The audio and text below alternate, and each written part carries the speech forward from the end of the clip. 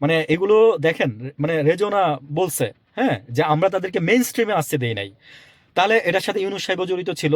এই যে election engineering করছেন আপনারা, এই যে এত এত এত কিছু করছেন। আমিও তো বলি যে ভাই, সরকারের সহযোগিতা ছাড়া ইঞ্জিনিয়ারিং সম্ভব না। সরকারের সহযোগিতা ছাড়া ইঞ্জিনিয়ারিং সম্ভব না। আমি সেদিন রাত থেকে ভাবতেছিলাম যে তাহলে কি ইউনূস সাহেব মানে পাল্টাই গেল। বহুজনে বলে গেছে যে ইউনূস সাহেব একটা জাস্ট 2 নম্বরে নির্বাচন দিচ্ছে, জাস্ট একটা মানে পাতানো নির্বাচন দিচ্ছে ইউনূস সাহেব। বিশ্বাস করি নাই, কিন্তু আজকে বিশ্বাস হচ্ছে। বললাম না যে জামাতের আমির, আমি আপনাদেরকে বলছিলাম যে আপনারা একা নির্বাচন করেন, আপনারা কাউকে দলে নিয়েন না। আপনারা কাউকে দলে নিয়েন না। এত এত এত মহানুভবতা দেখানোর দরকার নাই। হ্যাঁ, এত মানবিকতা দরকার নাই। বাংলাদেশের মানুষের জন্য এত মানবিক কথা দরকার নাই। আপনারা, আমি বলছি না যে ন্যায়টা বলেন, অন্যায়টার প্রতিবাদ করেন। মানুষের ন্যায্য অধিকার যেটা মানুষ পাবে সেটা তাকে বুঝাই দেন। হাসিনার মতো করার দরকার নাই, বিএনপির মতো করার দরকার নাই। আপনারা তো সেই কাজটাও করতে পারলেন না।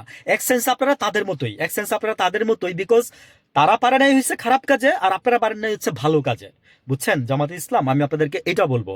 সাদেক কায়েম ভাই সেদিন 3,000 লোকজন নিয়ে রেডি ছিল।